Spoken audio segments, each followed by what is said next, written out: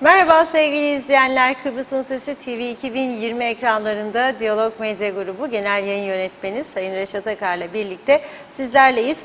Evet, Elektrik Kurumu Genel Müdürü ve şoförü mesai yolsuzluğu iddiasıyla yargılandı. Hapis cezası aldılar ama Kıptek'te maaş konusunda nasıl bir uygulamanın olduğu halkın bilgisine tam olarak getirilmiyor, tartışılmıyor. İyileştirilmesi yönünde bir adım atılmıyor. Bugün ağırlıklı olarak bu konuyu gündeme taşıyacağız. Sonrasında Diyalog Gazetesi'nde de manşet haberiydi. İçişleri Bakanlığı nihayet Türkiye'de suçlara karışan çete elebaşlarının Kuzey Kıbrıs Türk Cumhuriyeti'ne girişini engellemek için adım attı. Bu çerçevede ilk etapta 70 isim belirlendi ve bunların ülkeye girişleri engellenecek. Son olarak da trafikte haftalık rapor açıldı. Yine kazalar, suçlar hız kesmiyor. Son bir haftada 69 trafik kazası, bir can kaybı. 15'te yaralı var, yüzlerce de trafik suçu işleyenler var. Evet, her zaman olduğu gibi hepsi ve daha fazlasıyla sizlerleyiz. Sizlerin de yorumlarını, sorularını bekliyoruz. Evet Reşat Bey, merhaba. Merhabalar Funda Hanım, herkese hayırlı günler dileyerek başlayalım. Evet, bugün 16 Ağustos 2. Barış Harekatı'nın 14'ünde başlayan 2. Barış Harekatı'nın sonuncu günü olarak tarihte yerini almış olan bir gündür. Tabii 14 Ağustos'u hatırlayan artık ülkemizde çok az insan var. Çünkü anlatılmıyor, konuşulmuyor. Tarih bilgisi, tarihi öğrenmek, gerçekleri öğrenmek bir suç olarak nihalse özellikle gençlere lanse ediliyor. Kimse tarihini öğrenmek istemiyor veya öğretmek isteyenler olduğu zaman da tepkisel bir tavır içine giriyor. Boş dersen onu bunu diyor, öyle olduydu, böyle olduydu diyor, şudur budur falan filan. Neyse, bizim City'de bunlar geçerli değil. Yani tabii tarihini bilmeyen toplumların uzun vadeli ayakta durabildikleri, kimliklerini koruyabildikleri görülmüş, duyulmuş bir şey değil, yani mümkün değildir. Yani bizim de bir süre Türkiye bize destek verdiği sürece belki bu şekilde ayakta durmamız mümkün olacak ama bir süre sonra nelerin olacağını kimse kestiremez. Yani Türkiye'de bir olağanüstü durum olabilir. Türkiye Kıbrıs konusunda farklı bir siyaset izleyebilir, adım atabilir. Kimse odur budur demesin. Dünya siyasetinde çok önemli değişimlerin olduğunu görüyoruz. Hiç kimse bir gün Rusya'nın Ukrayna'ya saldıracağını düşünmezdi. Hiç kimse. Hiç kimse Türkiye'nin bir anda İdlib'e oraya buraya asker koyup gireceğini ve Türkiye'nin 5 milyon Suriyeli'ye kucak açıp onlar için milyarlarca dolar, 40-50 milyar dolardan söz ediyor, para harcayacağını düşünmezdi. Her an her şey olabilir. Dünyamızda bir takım değişimler vardır ve yaşanıyor. Dolayısıyla ne olursa ileride lehimize ve aleyhimize bizim yarattığımız düzenin sonucu olacağını şimdiden kafamızın bir tarafına ne oldu da böyle oldu? Biz böyle istedik, böyle yürüttük, onun için böyle oldu diyeceğiz. Demek zorundayız. Çünkü önümüze altın tepsi içinde konulan birçok ülkenin, birçok insanların, toplumların, daha doğrusu dünya genelinin hemen hemen ezici bir çoğunluğunun bulamadığı bir nimet altın tepsi içinde bizim önümüze konduğu 20 Temmuz 1974 sonrasında, özellikle 16 Ağustos 1974 sonrasında biz bunun kıymetini bilemedik, biz bunu iyi değerlendiremedik. Hala daha da bugün değerlendiremediğimiz gerçekler vardır. Bir tanesi. Ne dedik? 15 Kasım 1983. Kuzey Kıbrıs Türk Cumhuriyeti'ni ilan ediyoruz. İlan ediyoruz. Merhum Kıbrıs Türk mücadele önderi, Kıbrıs Cumhuriyeti'nin ilk Cumhurbaşkan Yardımcısı Doktor Fazıl Küçük ne dedi biliyor musunuz? İlk karşı çıkıyordu 15 Kasım'a. Ben ayrı devlet ilanına neden karşı çıkıyorum diye Doktor Küçük kendini izah etmek durumunda kalmıştı. Hadi dedi suyu dedi bulamadık dedi. Su yok. Kestiler bize dedi. Kuyulardan suyu çeker dedi. Kaynatır içeriz dedi. Da dedi. Elektriği keserlerse ne yapacağız dedi. O zaman da tabii jeneratör patlaması yok. Doktor Fazıl Küçük kurucusu olduğu Halkın Sesi gazetesi baskı makineleri var. Dizgi makineleri var. Hep elektrikle çalışıyor. Gazetede çıkmayacak. Hayat duracak. Korkma kesmezler dediler. Keserse yolumuz Larnaka'dır. Larnaka'daki elektrik santralıdır. 2 saatte Türk ordusu oraya ulaşır. Ben bunlara tanık olan birisiyim. O dönemde Kıbrıs Türk toplumunu yönetenlerin konuştukları, savundukları bunlardı. Neyse tabii izin vermezlerdi bize Larnaka'ya gidelim, santralı alalım. Çünkü Amerika'nın tepki göstermediği, gayri resmi izin verdiği çizgi, sınır buydu. Maraş'ta bize kendiliğinden Rumlar hediye etti. Korkudan Mausa'ya girince Türk tankları, Maraş'takiler korktu oraya da girerse diye. Çünkü birleşik bir yer hemen hemen. Orayı terk ettiler. Şimdi biz aradan 48 yıl geçtikten sonra demeye başladı ki bizim idi orası zaten. Nereden bizim idi? Nereden? Ne istemediydik o zaman? Ne bütün müzakerelerde geri verecek diye koyduk?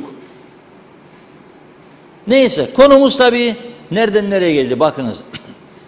İhtiyaç hissettim tarihi bir gün olduğu için. Dün de Taşkent'ten bahsetmiştim. Taşkent Dohni katliamı belgeselini izleyip de telefonla arayan, mesaj gönderen herkese çok teşekkür ediyorum. Çok etkilendik diyorlar. Bilmediğimiz birçok şeyi öğrendik, gerçekleri diyorlar. Onun için tabii ben de bu kadar detayını, belgeseli hazırladım 2017 yılına kadar. Tam olarak ben de bilmiyordum. Ne zaman ki o olayı yaşayan birebir insanlarla, kocasını, erkek çocuklarını kaybeden analarla, kadınlarla, şimdiki Taşkent Dohni'de görüştüm. O zaman kardeşleriyle, yakınlarıyla, o zaman gerçekleri daha iyi anlama fırsatım oldu. O yüzden de belgeseli yaptık. Umarım Vatan Millet Sakarya'dan her fırsatta bize onu söyleyenlerden ve bu Vatan Millet Sakarya edebiyatının arkasında çok gereksiz saltanatlar süren arkadaşlar umarım ayrılırlar bir kısım harcamalarını, durdururlar danışmayan almayı da İngilizcesini, Yunancasını yaparlar ve bilmeyen dünya kamuoyundaki insanlar da öğrenmiş olur. Hatta bilmeyen Rum gençleri. Onların okullarında 15 Temmuz'u bile kaldırdılar ders kitaplarından. Halbuki Kıbrıs'ın felaketinin sebebi 1963 Rum saldırıları sonrasında 15 Temmuz 74 Yunan cuntasının, düşünün Yunanistan'dan askerler geldi, tankları getirdiler, Girit'ten gemileri yükleyip çıkardılar, Magarios'u devirdiler. Magarios da Enosis için mücadele eden biriydi. Ama uzun vadeli mücadeleden söz ediyordu, uzun vadeye yaymıştı. Ne yapıyordu? Ne yapıyordu Makarios?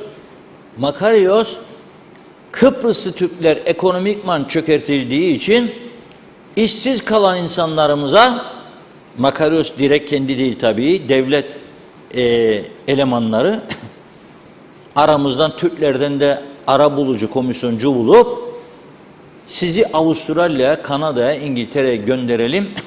Uçak biletiniz devletten, işiniz de hazır. Bu kadar da maaş. Ve o şekilde yavaş yavaş Kıbrıslı Türkler eritiliyordu. Junta ise bir an önce silah zoruyla katliamlar yaparak sonuca ulaşmak istiyordu. Kıbrıs adasını Yunanistan'a bağlamak istiyordu. İşte o yüzden oldu. Ne zaman Türkiye 14 Ağustos'da ikinci harekatı, önce 20 Temmuz Birinci Barış Harekatı, Junta namlular Lefkoşa'da Türk mahallesine doğru, Lokmacı'nın bu tarafına doğru döndüğünü gördü. Buradan da mesajlar gitti. Türkiye birinci harekatı 20 Temmuz, ikinci harekatı 14 Ağustos'da gerçekleştirdi ve bu şekilde Kıbrıs'ta Junta'nın Enosis hedefi gerçekleşmedi. Onlar tarih kitaplarından kaldırdıkları için her şeyi ve bu olayları Rum gençleri hiç bilmediği için onlara anlatmak bizim görevimizdir. Yani zannetmeyin 74 yılının 20 Temmuz günü Türkiye durup durduğu yerde geldi, bombaladı, sizi evlerinizden, yurtlarınızdan, köylerinizden attı. Hayır. Ve bunu kendi gençlerimize de öğretmek istemeyen, öğretmeyen veya yanlış öğretmeye çalışanlar da zaten ara sıra gittikleri mitinglerde yüzleşiyorlar. Gerçek durumla. Anladınız değil mi? Yani güneyde Rumlara destek için gittikleri mitinglerde saldırıya uğradılar. Saldırıya uğradılar. Geldik size destek verelim dediler. Türkler çıksın Maraş'tan dediler. Konuşmacı teşekkür etti. Bize destek vermeye gelen Kıbrıslı Türk kardeşlerimize teşekkür ederiz dediği anda bir süre önce kaybetti hayatını Galanos, Alexis Galanos, eski Rum Temsilciler Meclisi Başkanı ve sözde Maraş Belediye Başkanı yaptılardı kendisini. Sembolik, Avrupa'da tanınan bir adamdı, lisanı vardı, propagandaya götürsün diye. Bunu duyunca oradaki azılı grup, elamcılar ne yaptılar? Nerede o Türkler? Bize teslim ediniz, onları linç edecek dediler. Yürüdüler, hücum. Kaçırmasalardı bizim orada 5-10 tane arkadaşı, Rumlar, yani iyi niyetli Rumlar, gerçekten linç edileceklerdi. Tarihimizi bilmezsek bizi çok kötü günler bekler demektir. Şu anda da bildiğimizi iddia edemeyiz. Ben iddia ederim ki ezici bir çoğunluk tarihimizi bilmiyor. 50 yaşın altındaki ezici bir çoğunluk tarihimizi hiç bilmiyor veya çok az çarpıtma bilgilerle. Ve sonra bu düzenin üstüne biz bu yarattığımız kültürsüz düzeyin üzerine bir çıkar düzeni yarattık. Hasanlar, Hüseyinler, Mehmetler, Ayşeler, Fatmalar milletvekili, bakan seçilecek diye, ki normal bir düzende asla ve asla siyasete girmeleri bile mümkün olamazdı. İzin vermezlerdi. Çünkü siyaset de bir kültür ister. O siyaset kültürünü almayan, ülke yönetim becerisi olmayan, hak hukuk bilmeyen, sadece bağırırım çağırırım bir taraf vatan, millet, bayraklar nasıl olsa anada beni destekler, bayrak ana vatan dediğimde o ona sarıldı.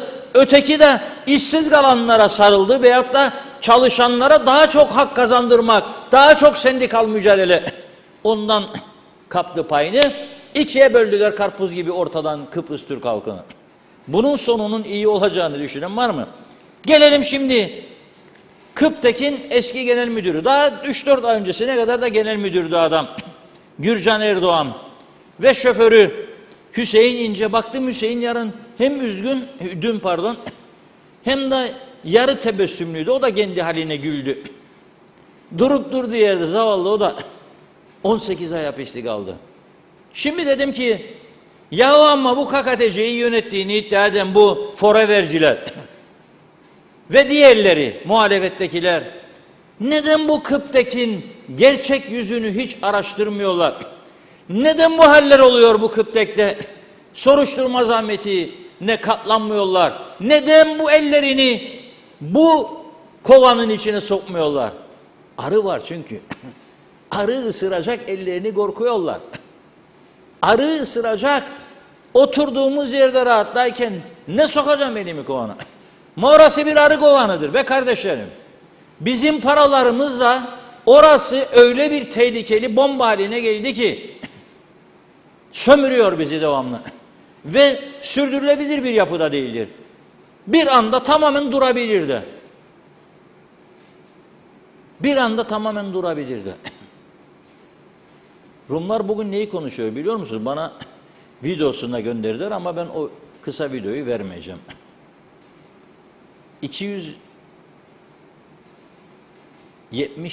eurodan bahsediyorlar. bizden elektrik alacağı ve gösteriyorlar beş parmaklardaki bayrakları, Türkiye ve KKTC bayrağını. Işıklar yanıp sönüyor. Yani sen elektrik verin, onlar dağda, beş parmaklarda Türk propagandası yapıyor. Bizim topraklarımızın üzerinde diyorlar. Kendi aralarında başlarlar şimdi bunu tartışma. Neyse. Peki bu genel müdür neden ihtiyaç hissetti şoförünün adına fazla mesai yazdırsın da toplamda 64.000 TL civarında bir şeydi. Bugün de bir murakabımız diyor ki bu çaldıkları parayı diyor haksız aldıkları ne zaman teslim edecekler? Ettiler. Burada da işte gazete okumama, okunabilecek gazeteyi okumama sorunu var halkta. Gece gelir meyhaneye helal olsun 600 lirayı verir kişi başı. Be 6 Türk lirası verip de gazete alıp okumaz. Vardır işinde 101.000'e çıkmış, mahkeme daha karar vermeden ödediler parasını geri. Yani çaldığını iddia ettikleri veya haksız gasp ettiklerini iddia ettikleri parayı faizleriyle beraber 101.000 lirayı ödediler. Buldu Gürcan Bey ve ödedi bu parayı. Bugün dedim bir araştırma yapacağım bakalım. Elektrikten sorumlu Sayın Başbakanımızı da, bilumun bakanları da bakmayanları da, Cumhurbaşkanını da bu KÜPTEK konusuna ciddiyetle eğilmeye davet ediyorum. Eğilmezlerse KÜPTEK hepimizi eğecek. Bütün toplumu, bütün ekonomi dediğimiz kağıttan kale olan bir ekonomimiz var zaten. Bize bugün birisi böyle üf desin, ister güneyden ister kuzeyden Türkiye'den, bu ekonomi yerdedir. Nasıl? Bir hafta elektrikler kesilsin biter burası. 3 gün kesilsin. Herkesin jeneratörü yoktur. 24 saat süreyle kesilsin 3 gün 4 gün elektrik bakalım. Ne olur? Bizim gazetede çıkmaz. Bizim televizyon yayınlarda durur. Belki günde 1 saate düşürürük. Hangi güç jeneratörlere dayanacak? Veya hangi jeneratör bu kadar uzun süreli kesintiye dayanacak? Ama kimse bu en önemli kurumla ilgili gerçekleri görmek istemiyor. Elini de kovanın içine sokmak istemiyor. Dediğim gibi iktidarı korkuyor, muhalefeti. Dün baktım sağ olsun Tufan Hocam diyor özelleşmedir. Sendika gitmiş yeni yönetime özelleşme gene.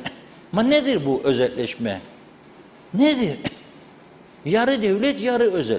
Kim alacak? Batmış bu kurumu kim alacak? Yani yarısını üretim kalacak. Bu maliyetler de kalacak.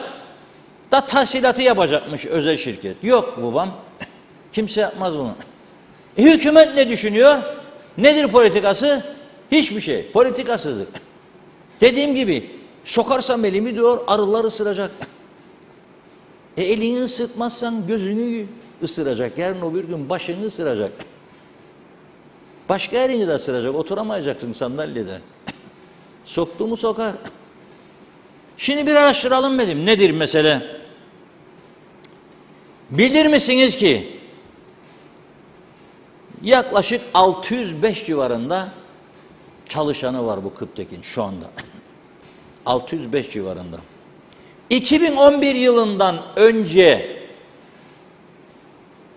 işe giren bir mühendis, bir teknisyen ek mesailerle birlikte 70-80 bine vura bugünkü artışlarla maaş alırken ve emekli çıktığı zaman milyon kusur TL alırken bu şirketin siyasetle muhatap edilen ve bütün sorumluluklarını siyasi olarak da ekonomik olarak da üstlenen genel müdür maaş tablosu içerisinde 5-6 ay önceki hesaplamalara göre 187. sırada gelirdi. İyi dinleyin lütfen burayı. Şimdi ben genel müdürüm, altımda çalışanlar var, teknisyenler, mühendisler. Maaş artı ek mesai. Arıza var bir yerde, adam yoktur. İş bitince gider bakar. İş saatine bakmaz. Ona göre cizevge hazırlar. Şimdi bir vatandaşımızın da haykırışını okuyacağım. Bugün gördüm. okuyacağım size, dinleyeceksiniz. Sizlerde de var benzeri sorunlar belki ama herkes cesaret edip yazmaz, işi bozulmasın diye. Şimdi ben genel müdürüm. Benim memurlarım ki ben imzalarım da alırlar. Ek mesaileri de normal maaşlarda. Ben onları yönetirim. Bütün sorumluluk bende. Maaş ödemelerinde ben 187. sırada. Benim üstümde 186 kişi var. Benim %20, %30, %40 üstümde maaş alan personel var. Toplu iş sözleşmesinden kaynaklanan hakmış. Da bu bizi yönettiğini iddia eden bu siyasiler de her 2 ayda bir, 3 ayda bir, hatta son 3 ayın içinde 4 defa yönetim kurulu değiştirerek memleketi idare ettiklerini, kurumu idare ettiklerini zannediyorlar. O bir tarafta ararsa desin iktidardakiler, bu gitmez böyle bu gemi özelleştirelim. Gök kubbeyi başınıza indirir kaderler. Aldanınla bir dokunun bakalım Gıpteke. Böyle ülke yönetimi, böyle devlet yönetimi, böyle kabile yönetimi, böyle aile yönetimi, böyle topluluk yönetimi var mı ya o yeryüzünde? Aha görüyorsun yanlış gidiyor. Aha görüyorsun ki batak bir sistem ülkeyi de batırdı içine. Hala daha direniyorlar. Hala daha bu batak düzende. Genel müdür de etten kemikten yaratılmıştır.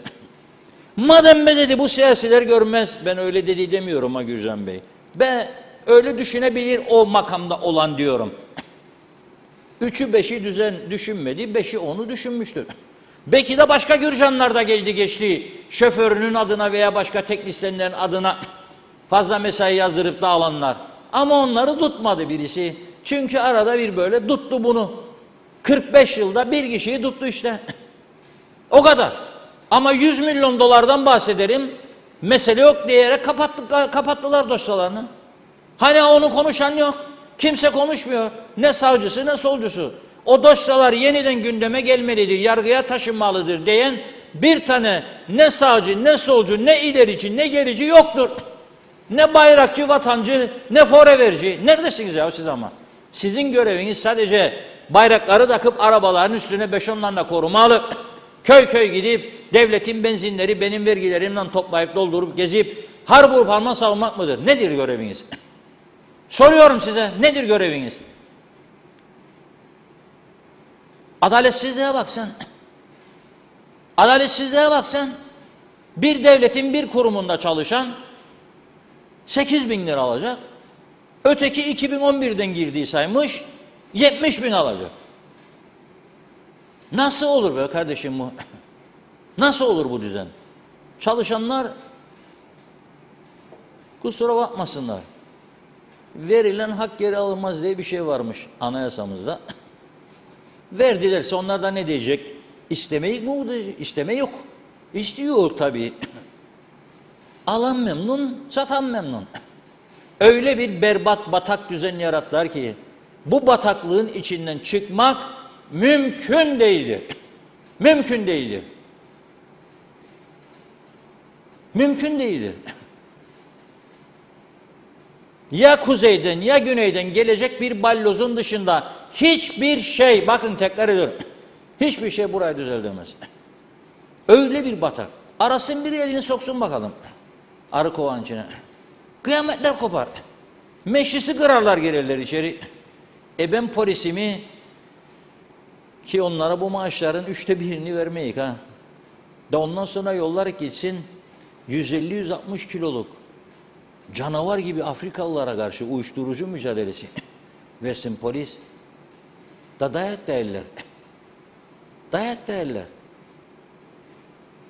Nasıl bir düzen yarattık böyle ya? Şimdi bu adam orada görüyorsa 186 kişi kendinin üstünde ne yapıyordu? Ne be amma? Alemin ahmağı ben, alemin enayisi ben.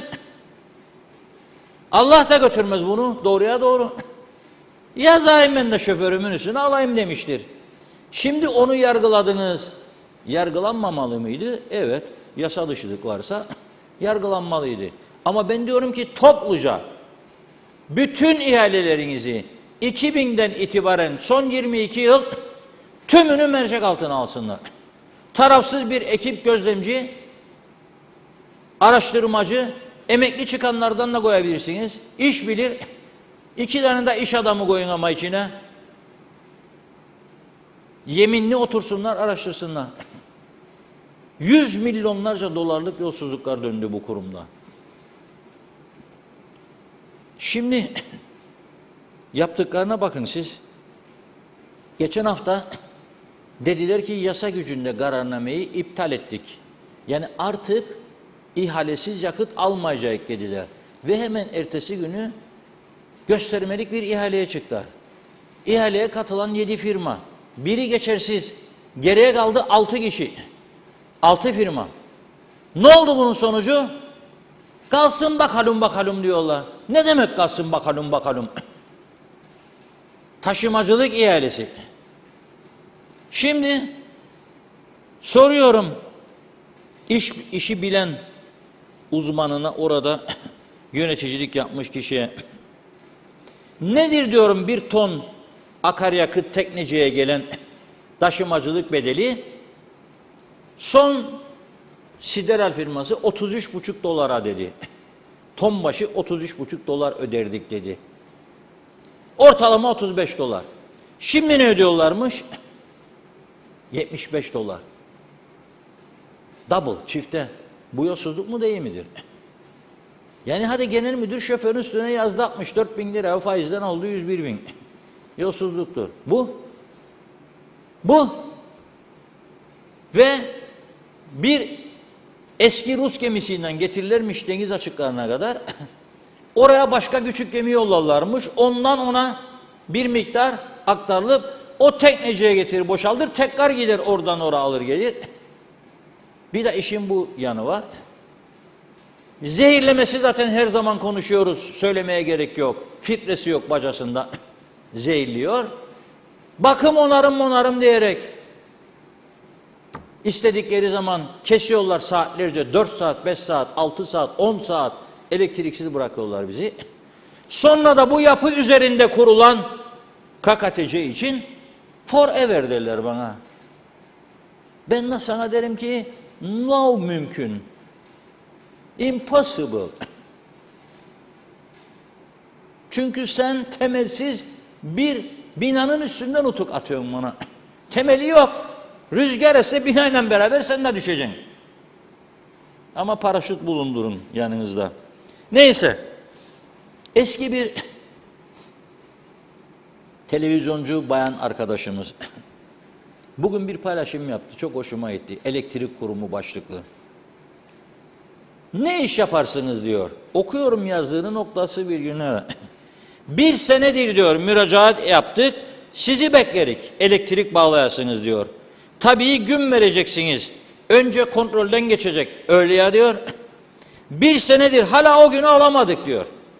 Pazartesi gel diye 1 yıl oldu diyor. Daha pazartesi gel diyen bir kurumdan bahsediyorum. 1 yıldır pazartesi gel. Yahu ben soruyorum diyor, bu insanlar orada ne iş yapar? Torpilin olmazsa yüzüne bakan yokmuş orada. Böyle kurum mu olur diyor.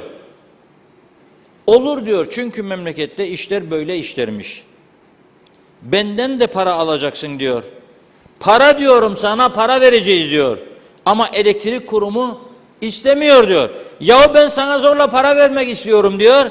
O da yok istemem diyor. Tabii batarsınız diyor. Nasıl batmayacağınızı bana biri anlatsın diyor. Ne sıra var ne düzen. Adam bugün yine gün almak için gitti diyor. Herhalde eşi veya başka birisi adamı. Çünkü pazartesi gel demişlerdi. Şimdi de adamımız yok izindedir. Kalanlar da evrak hazırladığı için gelemez oraya, klima altında evrak düzenlemesi. O yüzden bir sonraki pazartesi gel demişler.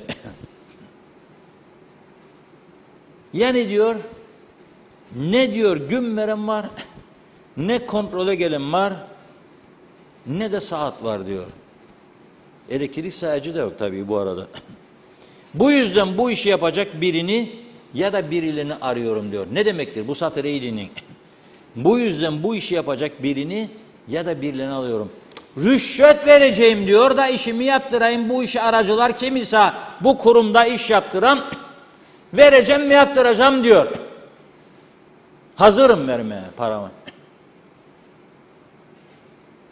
Ve siz bundan gelecek umuyorsunuz, medet umuyorsunuz. Harada özel mi, özerk mi, böyle mi, öyle mi? Stratejik kurum, böyle koruyalım. Bu korumak mıdır kurumu? Bunu korumak mıdır bu? Yani bir kişiyi bir gün konuştuk dün. Aman çalmış ha, o da çaldı. İyidir yatsın. 18 ay değil, 18 sene vereydiler. Böyle bir toplum olduk. Ama içini sorgulayan yok. Senin evinde elektriciğin bugün yanıyorsa no problem. Bana dokunmayan bin yaşasın. Toplum olarak da böyle olduk. Onun için başa gelenler çekilecek diyorum. Başka çaresi yoktur. Böyle istedik düzeni, böyle yarattık. Hala da bu düzenle devam etmek istiyorum. Hala da. Yoksa bu ülke, iddia ederim, doğru dürüst yönetimler olsaydı bu ülkede ve bu devleti çekseydik bu pis bataklığın içinden da çalışıp el emeği göz nuruyla üreten şirketler yürütseydi bu işleri. Çalışmak zorundadır, kazanmak zorundadır. Kazanmak için çalışacaktır. Hayır, çalışmadan da kazanmaya alıştırılmış bir düzen olmasaydı diyorum. Sabah 9'da gidip 1'de bay bay düzeni olmasaydı bu ülke Türkiye'den para almazdı, Türkiye'ye yardım yapardı. Halkımız da dünyanın sayılı refah ülkelerinden biri olurdu, vatandaşlarından biri olurdu. Ama böyle yarattık düzeni ve halk da bu düzene artık alıştırıldı. Alıştırıldı. Her seçim zamanı geldiğinde hadi alacaksın bizim çocuğu da diyorum. Nereye? Yoktur diyor. Başbakanlık. Yok. Maliye. Maliye izin vermiyor. Dur konuşalım bakalım Sunat'la. Dur konuşalım bakalım Hasan'la, Mehmet'le, Ahmet'le. Maliye Bakanı'na telefon. Hadi be Suna, hallet be de bu çocuğa. Söz verdik seçimlerde. Galavaş tarafın en güçlü adamıdır yahut da Mor Menekşe'nin. Kendi kendimizi garagöz etmenin dışında yarattığımız bir düzen olmadı. Yarattığımız bir düzen olmadı. Ben artık bu halimize gülüyorum. Ve size de tavsiye ediyorum. Gerginsiniz. İşleriniz kötü gitmiştir. Ya evde hanımla ya da beyle kavga var. Tencerenin dibi yandıydı, yanmadıydı falan filan. Ne be gittin bugün bana tavuğum göğsünü alacağına budunu gittin kanat aldın. Adam diyor meyhaneci bugün oh diyor sanki de altın satarlar diyor. Bir paket kanat diyor 67,5 TL. Olacak bunlar. Onun için aklınıza KKTC TRNC Forever'i getirin. Başlayın gülmeye. Neler gördük, neler geçiriyoruz. Neler oluyor. Gülün böyle, gülün, kahkaha atın. Gittim elektrik dairesine sayaç istedim. Yoktur dediler. Oo! Numara 1. Forever diyorum size. Numara 1. Yahu şeyde metan kapısında tabelalar vardı. Ulan o tabelalar soldu, sarardı, soldu, okunmaz yazılar üstünden. Yahu bir tanese gidip gören yok mu be bu tabelalar orada dur 100 garası. Sökün atın bu orayı. Geçişler daha da kolay olsun. 2009'da yazmışlar tax free bilmem ne falan filan. Ondan sonraki hükümetler böyle bir şeyi hatırlamaz bile. Sökün atın oradan be kardeşim. Ya da farklı bir şey yaptıysanız onun yenisini getirin. Arkada turizm ofisi yapmışlar. Bazen ben o arkadaşlar, ben de şaşırdım. Yani güneyden geldiğinde bizim muhacireti geçince yolun ortasında geniş bir kabin kurdular. Klimada tabii çalışır bu sıcakta mecburen. Bir memur koydu. Neymiş? Turist ofismiş. Ne turist o? Bir kişinin girdiğini görmedim. Giderim gelirim. Oradaki memur da olsan zaten. Berikat birkaç tane fidancık ekti galiba biri orada. Alır ara sıra hortumu su koyar. Akarsa sular tabii. Vakit geçsin diye. Tamamen kendi kendimizle alay eden, kendi kendimizi el aleme karşı maskara eden bir düzen yarattık. Benim görüşüm budur.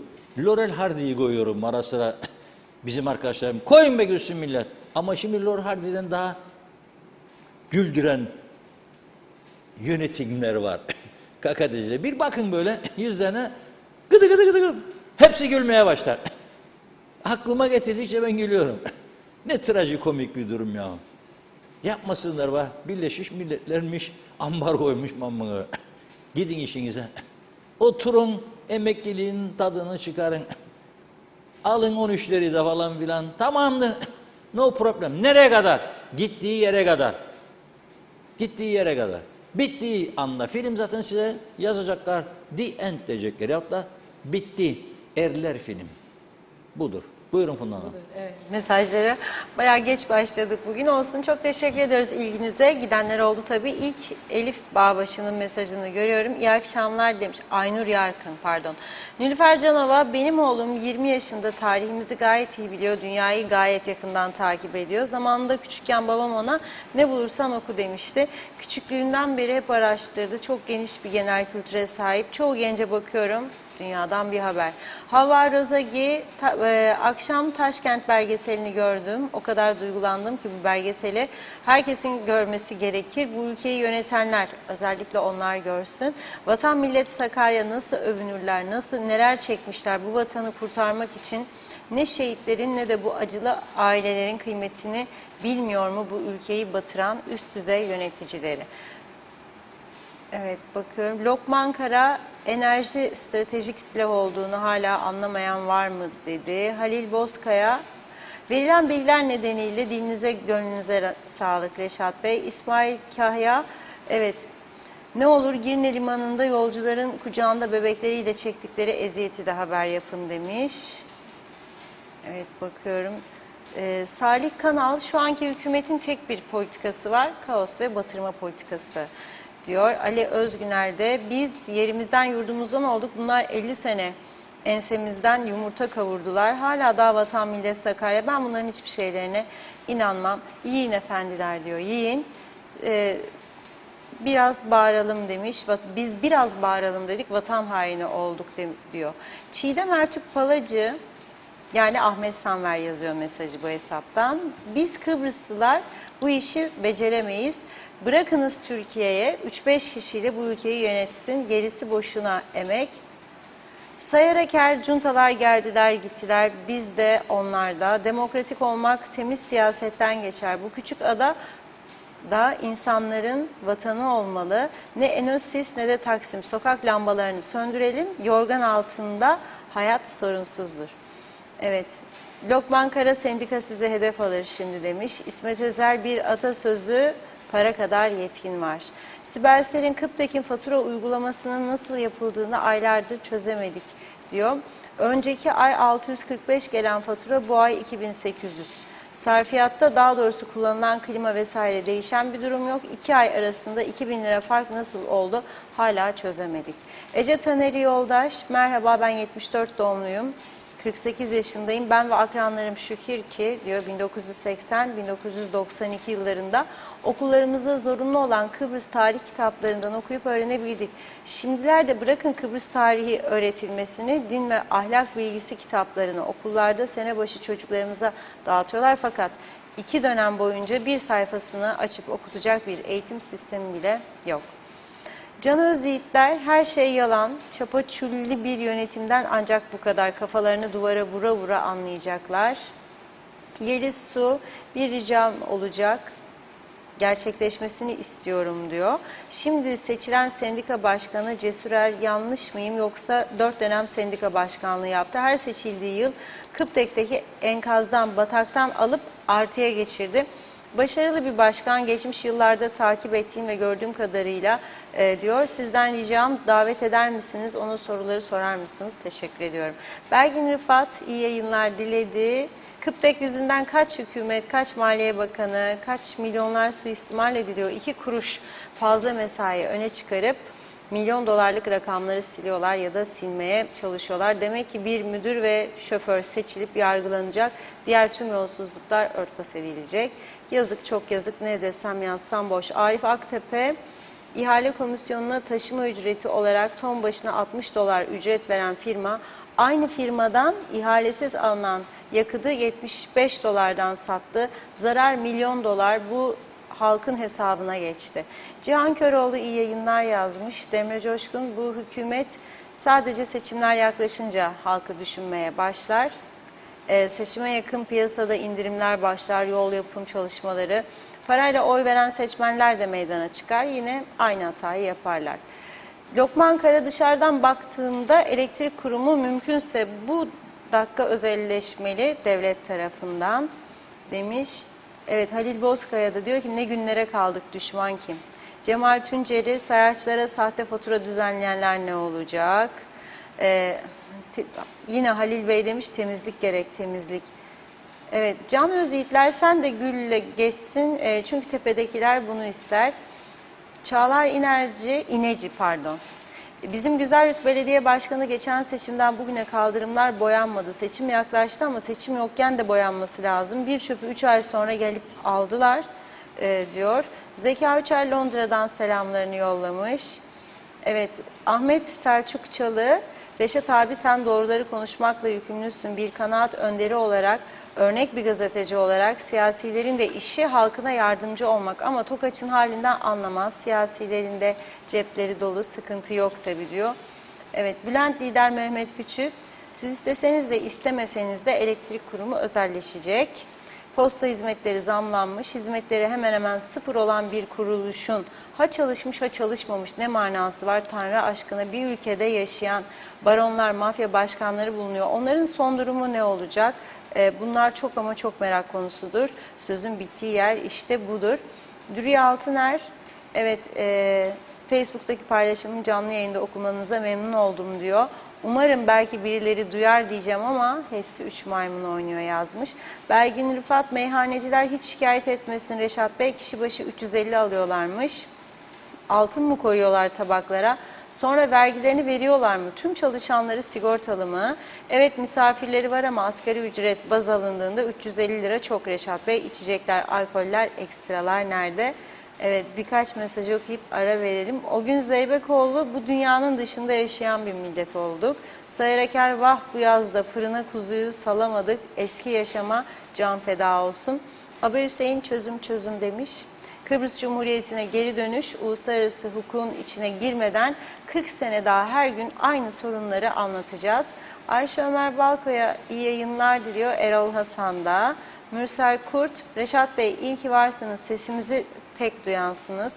Su yok, kim çekecek bu boruları? Barajdan su denize akmaya devam ediyor diyor. Kayalar Muhtarı Mürsel Kurt. Hüseyin Koltan da doğru ve gerçek haberin adresi Diyalog TV.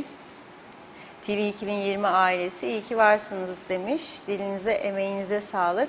Mehmet İnancı da hayırlı yayınlar olsun, batmış batırılmış cennet adamıza. Sağlıklı mutlu günler diliyor.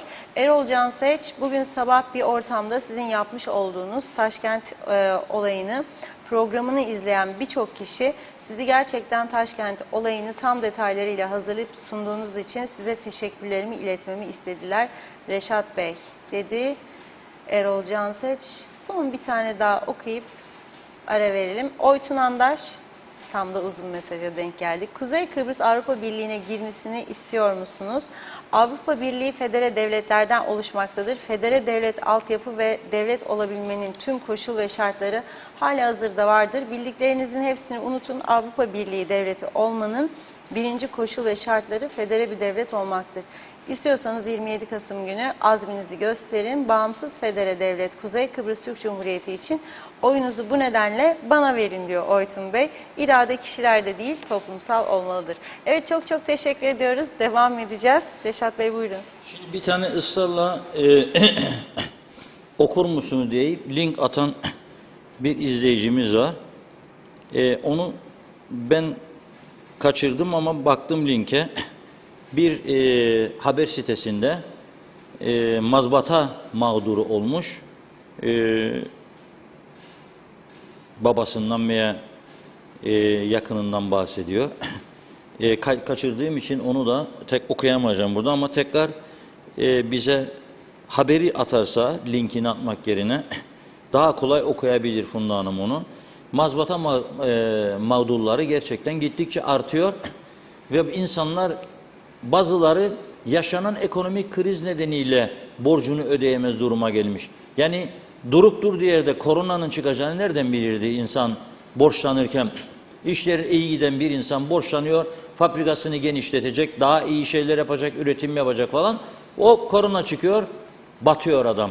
Ondan sonra ödeyemedi diye mahkemeye yargılanıyor mazbata mağduru.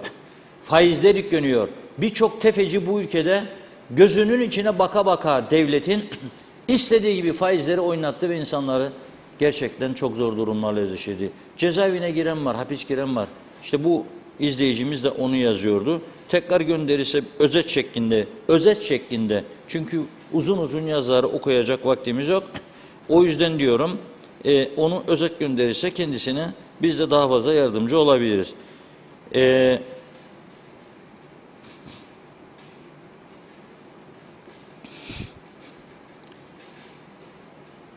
Dürüye Hanım'ın mesajını okurken ismini vermedim. O saat belki kendisi istemez diye.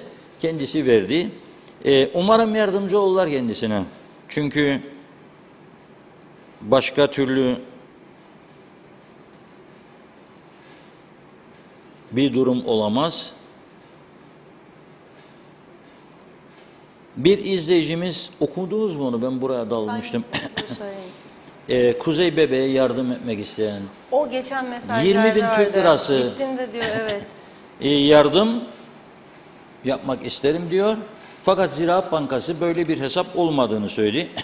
Halbuki biz hem hesap numaraları burada hem de Ziraat Bankası'nda babası Gürdal Selengüçlü adınadır hesap. Gürdal Selengüçlü adına bir hesabı sorarsanız Ziraat Bankası biliyor bunu. Çünkü ben de gönderdim, yatırdım Gürdal Selengüçlü adına. Oradakiler hemen buldular hesap numarasını. Veya burada verdiğimizdir ekranda şu anda. Bana diyorlar ki sen yaparsan bunu oradan toplayıp veresin. Olmaz. Biz geçen defa sütten dilimiz yandı, yoğurdu üfleyerek yemeği kararlaştırdık. O korona günlerinde Kıbrıs adasında benzeri görülmemiş bir yardım kampanyası açtık. 5 dakika süre içinde ben karar vermiştim ona. Dönemin Kızılay Başkanı benden yardım istedi. Komşuluk yaptığım, güvendiğim, dürüst bir arkadaş. Onların adını açtık. Ve iyi miktarda para toplandı. 4-5 saat süreyle burada bu projektörlerin altında aç susuz o kampanyayı yürüttük. Sırf aç kalan, ekmek parası olmayan insanlara yardım olsun diye. Bunu bile bazı insanlar, ki o çok sevdiğim küçük ve büyük yerde var tabii, hayvancıklara sevgi saygı duyduğum için onlara benzetemeyeceğim. Bize öyle saldırılar yaptılar belden aşağı, öyle ahlaksızca, utanmazca iftira, çamur atmaya çalıştılar ki dedim bu toplum kalsın. Kıskananlar çünkü bu şekilde başka yöntemlere bu ülkede moda oldu. Başvuruyorlar. Yalan yanlış bilgiler veriyorlar. Hatta bir de bakan arkadaş aramış bizim arkadaşları. Kaymakamlıktan ne izin almadınız demiş. Bakan bilmesi lazım. Kızılay'ın sürekliliği olan izni vardı. Kızılay zaten aşmıştı kampanyayı. Kızılay zaten para toplamaya çalışırdı. Ama Kızılay 1,5-2 ayın içerisinde 30.000 lira para toplayamamıştı. Onun için bizden yardım istediler. Biz de yaptık bunu. Şimdi bu çocuğumuz için ama ben buradan çağrı yapıyorum. Kuzey için elinizden gelen yardımı yapınız. Bir vicdan muhasebesidir hayat.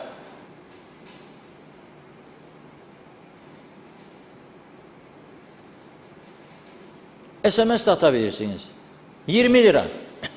Herkes atabilir bir SMS. Herkes. Yakınlarımızla, arkadaşlarımızla, flörtlerimizle ne telefon konuşmaları. O 35 dakikadır konuşuruk be ama yandık bu ay faturada. Ödüyoruz 500, 700, 800, 1000, 1500, 2000. Mecbur değil tabii kimse. Ama bir yardım yapılsın lütfen. Çağrı yapıyorum burada. Varlıklı bildiğim arkadaşlar da var. Bir tanesinden rica ettim. Bekliyorum. 3 hafta oldu. Tamam dedi bana. Hala daha yok. Toplayın dedim 1050 lira yöneticilerden. Hemen 50.000'i bulursunuz.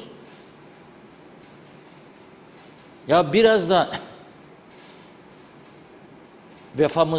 vefa sahibi olalım ya. Vefa gösterelim. Kendi insanımız, kendi çocuğumuz. Onun için Ahmet Sammer Bey'di galiba yazan. Ziraat Bankası Gürdal Selen Güçlü. Oraya istediğiniz miktarda yatırabilirsiniz. Ama yok benim fazla param yok. Emekliyim, şuyum buyum ancak 20 lira veya 40 veya 60. 20 sınırı yoktur. Yatırabilirsiniz. Ekim ayında gitmesi lazım. Babası da sosyal medyadan paylaşım bakıyor. Bakıyorum. Yaptığı paylaşıma baktım bugün.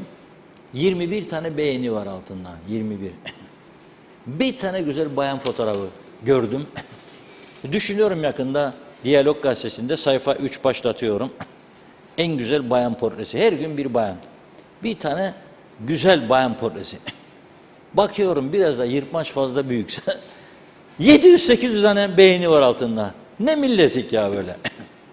Tabii güzeli beğeneceksin, layık yapacaksın da 700 ona 21 de burada bir çocuk hayata dönmek için, tutunmak için babası yardım ister. Yani üzülmemek elde değil. Üzülüyorum gerçekten. İnşallah toparlarız. İnşallah toparlarız diyorum. Bu arada özelden çok mesajlar var. Yani adımı da vermiyor diyor. Hem arıyorsunuz. Personel arıyorsunuz. Güney Kıbrıs'a Ayanapa galiba. Nerede? 3 bayan kat görevlisi aranıyor diyor. Bir otele, bir başka otele 5 bayan kat görevlisi aranıyor diyor Güney Kıbrıs'ta. Gerçekten gidenlerin sayısı artıyor güneye. Sen bana bunu söyle. Bu kadar olanak varken bu ülkede neden olanakları geliştirmiyorsun? 2 kapı daha atsan sen günde 3000-4000 tane daha fazla Rum ve güneyde yaşayan yabancı gelse senin hiç kimseye ihtiyacın olmaz. Ne açmıyorsun kapıları? Ne genişletmiyorsun kapıları? Sayı artıyor. Oradan gelen arttığı gibi buradan giden de artıyor. Çünkü iş için gidiyorlar. Niye çoğaltmıyorsunuz kapıları? Niye insanların ekmeğiyle oynuyorsunuz? Nedir bu hal ya? Nedir bu hal? Bu taraf kuzeydeki iş yerini kapatıp gidip güneyden 2 katı, 3 katı kazananlar var. Ve neticede o kazandığı parayı sana getiriyor. Senin belediye başkanların, sana kendi partinin belediye başkanları yalvarıyor ya diyor gelin Beyarmuduna. Gidiyorsunuz Beyarmuduna. Bakıyorsunuz kapıyı orada. Da ondan sonra bir toplantıcık yapalım diyor. Proje hazırlayın. Vazgeçin ya. Ama neyin projesini ya? Neyin projesini? Neyin? Hiç böyle bir şey olamaz. Böyle bir şey olamaz. Bir karardır sadece. Kaynağını yaratıp kapıyı genişleteceksin. Bir geçiş noktası da. Karayolları daireniz boş duruyor orada 140 tane personel var. Bakanı da var, bakmayanı da var, müsteşarı da var, müdürleri de var. 140 kişi orada. Hadi. 1 saattir bir proje. Metan'da bir geçiş noktası da açmak. Boş duran kulübeler var. Kapatın. Kapatın kulübeleri. Açın. Orayı da muhaciret yapın.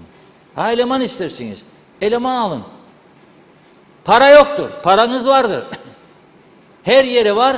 Esas buraya ihtiyaç var. Buraya almazsınız ama. Bir inat bir murat almıyorsunuz. Buraya almıyorsunuz. Ben o zaman şüphelenmeye başlarım. Tabii ki neden böyle yapıyorsunuz diye. Yani iş bilmemezliğe sığdıramam bu kadar basit meseleleri. Neyse. Ama güzel işler de yapılıyor mu? Arada bir yapılıyor. Nedir güzel iş, yapılan güzel iş? Şimdi söyleyeceğim. Geçmiş İçişleri Bakanları kusura bakmasın. Dostluklar başka bir şey, arkadaşlıklar, gerçekleri konuşmak başka bir şey. Ülkemiz bizim hassas bir ülkedir. Küçük bir ülkedir. Biz aslında misafirperver insanlarız. Türkiye'den gelene de başka ülkeden gelene de kucak açarız. Ama bana Türkiye'de cinayet işlemiş, suç işlemiş veya başka ülkelerde eli kanlı adamları getirme bu ülkeye. İzin verme girsin. Efendim cezasını çekmiştir. Hiç beni ilgilendirmez. Aynı suçu bir daha işleyebilir. Bu ülke turizm adasıdır. Bu ülke eğitim adasıdır. O zaman getirme. Şimdi üçüncü ülkelerden bilgi alamıyorlar. Tanınmamışlık varmışmışmış.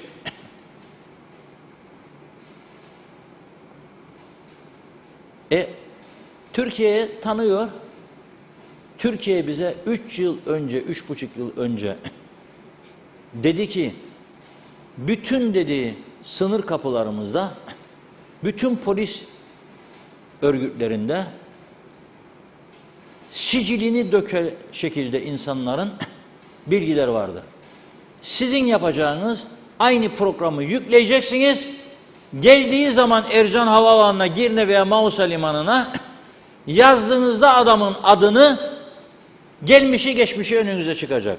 Eğer bu adam cinayetten, eğer bu adam büyük uyuşturucudan, eğer bu adam yasa dışı şans meselesinden, oyunları diyerekten yargılandı ve hapis girdiyse ona söyleyeceğin bir tek söz vardı. Kusura bakmayınız, bu ülkeye giriş hakkınız yoktur. Koruyacaksın vatandaşlarını, ülkeni, kurumlarını.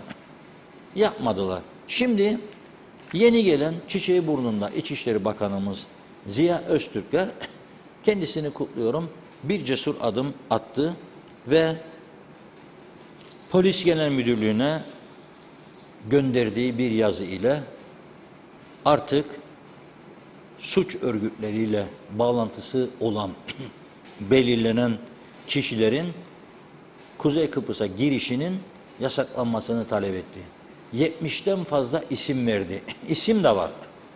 Bu yarın 100 olacak, yarın 120 olacak, 130 olacak belki. Şu anda 70'ten fazla, 80 civarında isim var. Bugün biz bunu Diyalog Gazetesi'nde manşetten verdik. Adı organize suç örgütleriyle anılan Sarallar, Söylemezler, Ulucanlar gibi birçok ünlü isim var. Bunların Kuzey Kıbrıs'a girişi bu kararla yasaklanmıştır. Cesur bir karar almıştır. Bundan böyle de bunun uygulanması gerekiyor. Gelelim ikinci. Efendim üçüncü ülkelerle bağlantımız yok. Dolayısıyla ne bilelim ne olduğunu, buna sarılıp kalmayalım. Buna sarılıp kalmayalım. Ankara'da büyük elçilikleri vardır. Yani bir Nijerya büyükelçiliğiyle Türkiye aracılığıyla isteyecek de biz bağlantı kuramayacak. Mümkün değildir. Türkiye büyükelçiliği ister, o da size, Türkiye devleti ister, o da size verir. Ve siz de bunları değerlendirebilirsiniz. Sıra bundadır.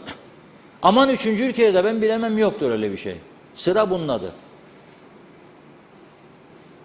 Bakın geçenlerde Avustralya hükümetinin aradığı bir kişi vardı. Meğer birkaç yıldır Kuzey Kıbrıs'taymış.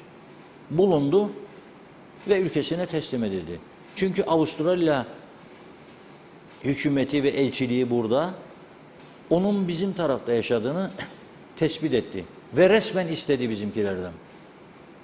Avustralya'ya kafa tutamayacağımıza göre verdik. Şimdi o yüzden eğitim için, turizm için gelenlere hoş geldin, sefa geldin. Ama başka maksat için gelen, buranın huzurunu bozanlara prim vermemek lazım. Bu atılan adım yerindedir. İnşallah daha ilerisi gelir ve uygulaması da yürütülür. Yani aldıydık yazıyı, ya yazı yolda kaybolduydu da gelmediydi yok. Bu artık medyaya da düştü. Diyalog Gazetesi de bunu bugün manşetinden verdi. Bu iş artık sürdürülmelidir. Bu genç arkadaşımızı da kutluyorum. İnşallah devam eder diyorum. İnşallah. O bilgi işlem işini Türkiye ile bağlaması lazım. O Kuzey Kıbrıs'ın can kurtarıcısıdır. Polis memuru Ercan'a gelen adamın veya Gazimos'a veya yerine dokandığında tuşa adını yazdığında kimliğini orada onun sicili çıkacak önüne. Türkiye'de bütün limanlarda vardır bu. Ve adam size diyor ki aynı programı uygulayın. Biz çalışma yapılıyordu, ihaleye çıktıydı, geleceğiydi, gideceğiydi, yıllar geçti. Çünkü birileri herhalde der ki uğraşmayın bunlarla. Birileri öyle der herhalde. Bu doğru bir yaklaşım değildir. Ben bu iyi olanı da iyisini söylemek lazım. Doğru olanı da doğruyu söylemek lazım. Bu konu önemliydi. Bu konuda almış oldukları karardan dolayı onları kutluyorum. Bu da önemlidir. Ama bu arada bu sınır kapılarına tekrar dikkat çekiyorum. Dün baktım bir turizmcimiz dertleniyor. Teşvikleri diyor ödemediniz diyor. Şimdi teşvik dendiği zaman da birileri zanneder ki gelirler otel yaparlar. Şu devlet onlara para verir. Yok o değildir. Der ki mesela Macaristan'daki tur operatörü. Der ki siz turist istersiniz. Ama bu turist Larnaka'ya ben onu 35 euro, 37 euroya götürürüm. Ama sizin tarafa 370 eurodan başlar. Bir anlaşma yapalım. Yolcu başı ne kadar teşvik verirsiniz? Bizimkiler de der mesela 50 euro veririm. Anlaşırlar. O teşviği alacağını düşünerek adam buraya turist getirmeye başlar. Birikir. Bunlar der ki vallahi işte bilirsiniz de moronacık bir şeycikler. Her ayda hükümetçik değiştiririk biz. Böyle şeyleri severik. Başka oyuncak kalmadı burada. Luna Park'ta yok, KKTC'de. Ne yapalım? Bir oyuncuk lazım. Oynar her gün hükümetçik. Bakancıklar gider gelir. Bugün de bir iddia çıktı. Nazım Çavuşoğlu gitmişti. Doğru mudur, değil midir? Bilemiyoruz.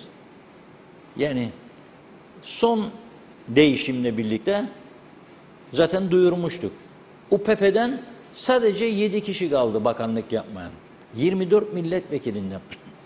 Sadece 7'si hiç bakanlık yapmamış. 17 tanesi döne yaptı. Kimisi 10-15 yıl yaptı. Şimdi 10-15 yılda zaten memleketi yeterince roket yaptıklarına göre en yükseklere çıktık. Fert başına düşen milli gelir 50 binlerde. Singapur'u yakalayacak. Biraz daha 70-75 olacak. Onun için biraz da ötekilerini getirelim. Onlar da birazcık maymağını görsün bu ülkenin. Değil mi yani? Onlar da birazcık o siyah Mercedes'lerin arka koltuklarına otursun. Gittik yerinde mahalleye komşular desin ki bakanımız geldi bakanımız. Köyüne gittiğinde kim geldi be? Bakanımız geldi anne. Çok güzel bir şey. Bir de fotoğraf çekersin selfie. Kayıtlara girsin. Eski Kuzey Kıbrıs Türk Cumhuriyeti eski Maliye Bakanı mesela. Kuzey Kıbrıs Türk Cumhuriyeti eski ekonomi, enerji ve bilmem neden sorumlu bakanlık. Kuzey Kıbrıs Türk Cumhuriyeti eski Bumbar ve Şeftali Bakanlığı. Doldurun gitsin be. 7 kişi kaldı. Bence sade olmaz. Nazım Çavuşoğlu. Bir tane daha 2. 2 6 eder. Kalır 1. En sonu da gelir. Hiç bakan olmayan kalmaz. Böylelikle ben sizin adınıza yani onların adına müracaat edeceğim Guinness Rekorlar kitabına. Alsınlar KKTC'yi. Mücadele vereceğim. Avukat da tutacağım. Diyeceğim alın bu KKTC'yi. Yoktur yeryüzünde benzeri. Milletvekili seçilenlerin tümünün bakanlık yaptığı bir ikinci yeryüzünde devlet veya hükümet veya bilmem başka çekiç cemaat yönetimi Yoktur. Bir ilktir bu. Bu insanlara özel bir ödül vermek lazım. Dünya rekorları ödülü.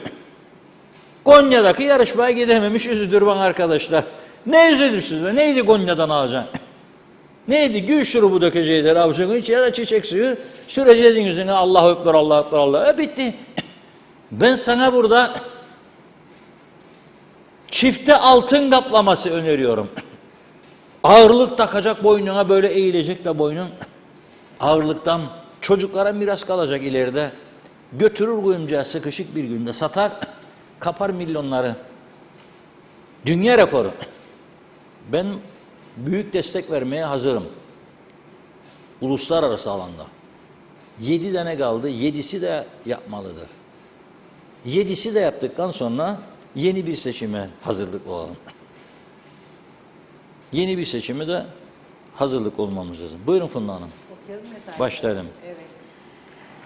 Ahmet Bey'de kaldım galiba, yanlış hatırlamıyorsam. Kıbrıs'ta diyor siyaset devleti kalkındırma değil, kendini ve yakınlarını ihya etmek için yapılır demiş. Nikos Bülent Antonio, iyi yayınlar dilerim. Size gazete yolladım diyor Reşat Bey'e. Evet, Suat Aydıner'i özet geçti. Hızlıca aktarayım sizlere. Kirada yatak fabrikası vardı. Yangın çıktı. Karşıda kendi yerini yapıyordu. 10.000 metrekare. Yanınca mecbur sattı onu da. Borçlarının çoğunu kapattı ama diyor kalan borçlar mazbataya döndü. Mağazayı tefeciler aldı. Şimdi bizden 290.000 lira istiyorlar mazbata için. Biz bu açlık derecesinde nereden bulup ödeyelim? Üstelik babam hipertansiyon hastası. Benim 2 çocuğum, annem, dedem, kardeşlerim perişan olduk. Açlık derecesindeyiz. Sayın Ünal Üstel'i aradık, yardımcı olayım dediler, olmadılar. Sayın Ersin Tatar, o da aynı şekilde yardımcı olayım dedi ama diyor olmadı. Biz kime gideceğiz, ne yapacağız? Bir tek canımız kaldı. Babamın suçu iş insanı olması mıydı? Bu ülkeye ilk yatak fabrikasını babam kurdu. 2008 senesinde o da yandı diyor. Çağlar İneci, geleceğe yürüyorduk. Ne oldu? Gelecek UBP mi? Allah yazdıysa olsun. UBP'ye oy verenler bile pişmandır Reşat Bey. Evet, Hasan Teki. Reşat Bey, ruhsat dairesinde aracıma muayeneyi kestim. Seyir sefer için 4 aydır gidip geliyorum. Sistemde arıza nedeniyle çıkaramazlarmış. En sonunda bir memur beyefendi, Ulaştırma Bakanlığı, İstanbul'dayım yazılım şirketine yaptırdı bu işleri. Çok büyük miktarda borcu olduğu için diyor ve bunun gibi sorunları gidermiyorlar. Tamam da biz vatandaş olarak 4 ay geçti. Seyir sefer çıkaramıyoruz. Üstelik ceza da giriyor. Ne günahımız var? Lütfen sesimizi duyurun. Teşekkürler.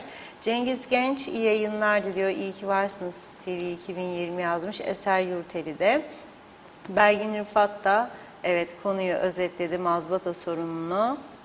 Geçeyim onu. Lokman Kara, merhamet ediniz, merhamet göresiniz inşallah. Gürdal Seren Güçlü, sağ olun Reşat Bey, Funda Hanım demiş. Hakkınız çok büyük. Bizim yolumuz belli, çocuğumuzu ayağa kaldırmak. O yüzden herkese teşekkür ederiz. Var olun diyor. İnşallah kuzeyciğimiz sağlığına kavuşacak.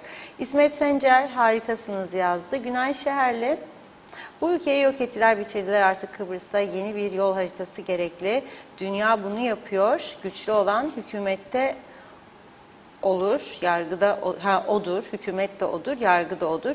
Eleştirmek bir işe yaramıyor. Yeni bir düzene ihtiyacımız var. Bunu Türkiye yapar ama Avrupa yapar. Bu yola girmek zorundayız. Yönetimler artık işe yaramıyor. Geleceğimiz ortadadır. Kıbrıs sorunu dünyanın sorunu oldu. Boşuna kavga ediyoruz. Bir gün yolumuzu çizecekler. 45. yıl yapılan yanlışların gerçeğini o zaman göreceğiz. Beceriksizliğimizden yol alamadık, ekonomiyi tartışır olduk. Stokçular suçlu değil mi? Evet. Ali Gül, her zaman yanınızdayız, selamlar demiş. Doğan Falyalı, evet. Güzel bayanların resmini koyarsan diyor, emin ol beğeni rekoru kırılır. Hele de bikinili olursa demiş. Evet, bakıyorum. Ahmet Halil, iyi yayınlar. Zehra Sencer Karpaz'dan sevgilerini yolladı. Çok teşekkür ediyoruz. Belgin Rıfat, çocuğun resmini kumbaralar yapıp büyük marketler, otel, kasino, vezne, resepsiyonlara koyarlarsa eminim daha çok yardım toplayabilirler. Londra'da tüm şeyler bu şekilde yapılıyor diyor. Belirli yerlere kumbaralar konuluyor, yardım toplanıyor. İnşallah çocuğumuz yürüyecek. Lokman Kara 10 metre kablo, bir hazır prefabrik, 2 bilgisayar, al sana geçiş noktası demiş. Evet. Bakıyorum. Mehmet İnancı, mazbata konusu Ünal abi ve hükümeti ciddiye almalı. Aksi halde 32 bin mazbata mağduru yollara dökülürse bu pirincin taşını ayıklamak kolay değil diyor, benden söylemesi. Belgin Rıfat, burada her işe başvurulacağında özellikle sağlık ve eğitimde suç kaydı istenir, temiz kağıdı. Sistem üniversitelere girişte istense, bir de iş mülakatlarına konsa çok iyi olur. Gaye Kök, 3. ülkelerle bağlantı yok diyene kadar ülkedeki suç patlamasına neden olan 3. dünya ülkesi sözde öğrenci adı altında gelenler temizlensin. Ülkede öyle tutukla da cezaevinde yedir içir yatırla da olmuyor. Çıkınca kaldığı yerden suç işlemeye devam. Lokman Kara, Türkiye'den çıkış yaparken göz taraması bile yapılıyor yazmış. Evet. Mehmet Şenler, kolay gelsin. Cengiz Genç, bence de deport edilsin, kendi ülkemizde rahat edemiyoruz, çok Afrikalı var demiş. Belgin Rıfat, bu proje Ayşegül Baybars döneminde hazırdı, nasıl olur da hala daha uygulamıyorlar anlayamadım. Evet, İçişlerimiz Bakanımız çalışkan, başarılı. Bence Ayşegül Hanım da çok gayretliydi diyor ama o zaman sonuçlanamadı. Belki de görev onu bekliyor. Bu da trajikomik, hükümet idaresine gitsin. Yeni hapishaneyi açamadılar, personel alınamadı, eğitilemedi bir türlü.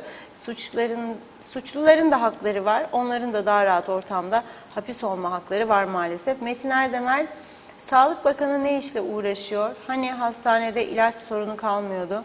Bu iş 12 nolu kara Mercedes'in arkasında oturmakla olmuyor. Hastanede doktorları denetlesin demiş. Evet, Lokman Kara, çok yaşa Reşat Bey yazdı. Nazime Nalbant, Manisa'dan selamlar, sevgiler. Sizleri izliyorum severek, aydınlık günler, mutlu akşamlar. Londra'ya da selamlar, sevgiler. Bugün yağmur yağmış, ortalık çok kurumuş. İnşallah yine ortalık yeşillenir diyor. Zannediyorum ki tamamladık. Bir mesaj daha var. Metin Erdemel, Karayolları Dairesi'nin otoparkı lüks arabayla dolu. Çalışan, iş yapan yok. Müdür yardımcıları, sekreter, muhasebe ve kahve içenler var diyor. Evet, Caner Sakallılar'da bazı bakanlar o kadar çok çalışırlar ki madalyalardan bahsediyorlar demiş. Cemre Coşkun da son bunu okuyayım. Özel sektör sendikalanmalı, ultra zenginlerden servet vergisi alınmalı dedi. Devam edeceğiz. Reşat Bey buyurun. Evet, Güzelyurt Hastanesi yarım kaldı yıllardır. Şimdi oradan bir izleyicimiz yazıyor. Diyor ki, burada diyor fuhuş yapılıyor diyor yarım kalmış hastanede. Biz daha önce hastanenin yarım inşaattan fotoğraflar yayınladık. Gerçekten de fuhuş yapıldığına dair orada emareler vardı. Bina içinde arkadaşlarımı çekti. İçki şişeleri falan filanın dışında çok sayıda seks yapıldığına dair emareler vardı. Yarım kaldı. Başlatıyorlar bir işi. Sonra diyorlar, ömrü mü diyorsun? Biz yapacaktık da bizden sonra gelen yapmadı. Aynı partisiniz. Ne duruyorsunuz o partinin içinde? Anlaşılır gibi değil.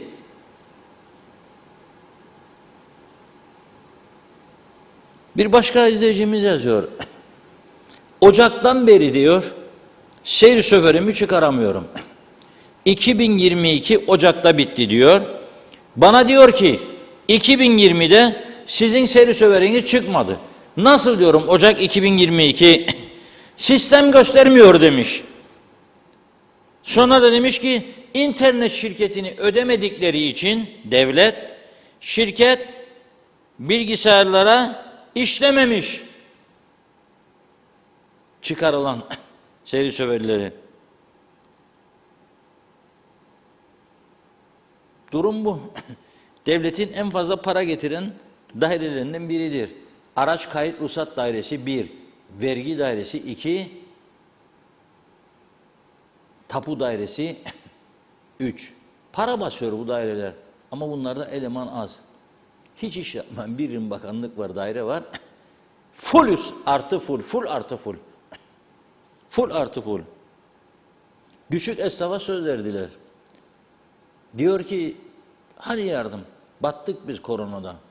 Söz verdiler. Giden müracaat yapan derlermiş işte senin eksiğin var, ödememiştin var geçmişten. İşi iyiydi de ödemedi. En kötülüğü, en büyük kötülüğü korona sürecinde küçük esnafa yaptı bu. Ülkeyi yönettiğini iddia edenler. Tümü. Tümü suçludur. Kamu görevlerini ödedin mi sen? Her ay çatır çatır ödedin. 2 ay dedin 8.000'in üstünü ödemeyeceğim. Halk buna razı oldu. 3. ayda seçim var diye ödedin. Oy toplayacaksın. Peki benim ensem geniş değil. Benim ceketin üstünde partinizin rozeti yok diye beni almadınız devlet dairesine. Da özelde çalışırsam ayakkabıcı dükkanım var. Ya konfeksiyon mağazası çalıştırırım. Ya küçük bir hediyelik eşya satış dükkanım var. Benim ne suçum vardı? Ben de senin vatandaşın değil miyim? Sen bana da bakmakla mükellef değil misin? Benim ne suçum var da sen beni ezdin eledin bu kadar zamandır? Ne suçum var benim? Para yoktu, gelir yoktu. Ödeyemedim taksitleri. Bana niye sahip çıkmadın? Bana niye vergi dairesine beyan ettiğim gerçek maaşı veya sigorta kurumuna ödemedin? Para yokmuş. İyi o zaman. Bir tarafa buluyorsun. Sen vatandaşlarını asil ve üvey evlatlar diye 2'ye ayırmışsın yıllardan beri. Ve hiç kimse de bunu düzeltme ihtiyacı hissetmemiş. Böyle bir laf vardır. Sevgi diyor her şeyin ilacıymış. Onun için o anlama gelen unutulmaz bir eski şarkı aklıma geldi bugün. Dinleyelim ama çok önemli bir konu var. Onu sona bıraktım. Ayrılmıyorsunuz, biraz daha sabır. Şarkı yayınlanırken mola verebilirsiniz bir süre için.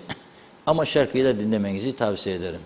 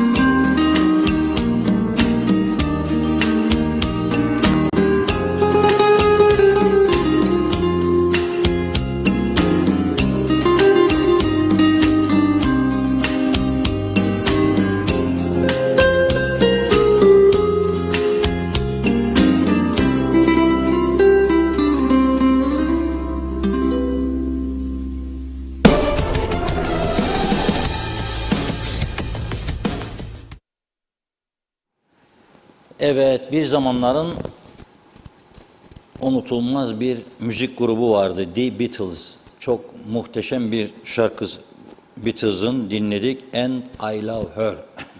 And I Love Her. Çok güzel bir şarkı. Gerçekten hiçbir zaman da unutulmayacak, ölmeyecek bir şarkı. Şimdi tabii polisten çok şey istiyoruz. Onu suçlara karşı daha çok mücadele, mahalle aralarında devriye geçsin gitsin geçsin polis şudur budur. Tabii şimdi bu arada biz burada konuşurken bir haber geldi. Çatalköy'de bir yabancı 41 yaşındaki yabancıyı bıçakla delik deşik etmiş. O bıçağı kullanan şahıs tutuklanmış. Şimdi bunun için kaç tane polis görev yapacak? Yapıyor. Düşünün siz bıçaklama olayı oldu. Polis ekip toplayacak. 20 kişi 30 kişi oraya gidecek. Olay yerini kontrol altına alacak. İnceleme ekipleri gelecek. Sonra bu suçu işleyeni peşine düşecek, yakalayacak. Götürecek, sorgulayacak. Ve mahkemenin huzuruna çıkaracak. Günlerce de soruşturma sürecek. Kaç tane adam istersiniz siz bunun için? Bıçaklanan da hastanede yatacak, günlerce, haftalarca, aylarca ödeyecek KKTC devleti. Nasıl olacak bu iş? Bir taraftan da tabii kendimizin de yarattığı suçlar var. Son bir haftada 69 tane kaza, kayda giren kazadan söz ediyorum. Ciddi hasar olan kazalar. Öyle ufak tefek çarpmış kenarından da bilmem ne olmuş, kaportası biraz içine girmiş. Yok. Onlar artık kayda girmez. Büyük kazalar. 69 kazada bir can kaybı, 15 tane de yaralı.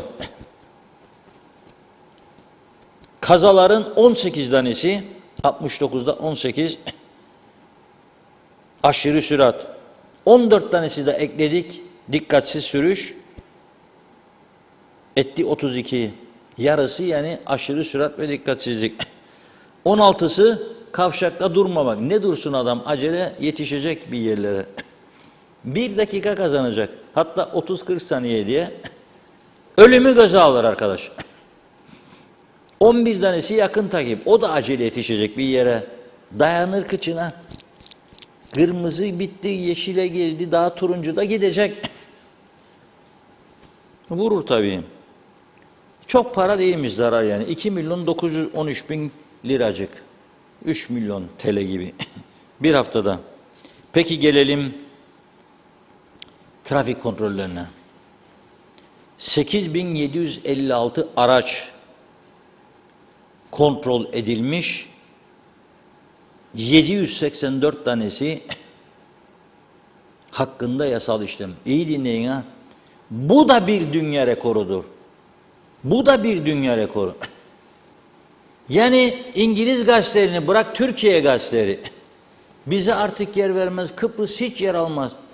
Birileri bir şey isterse sadece bir yerlere vursunlar ya da birini konuştursunlar, yücelsinler, onu yaparlar.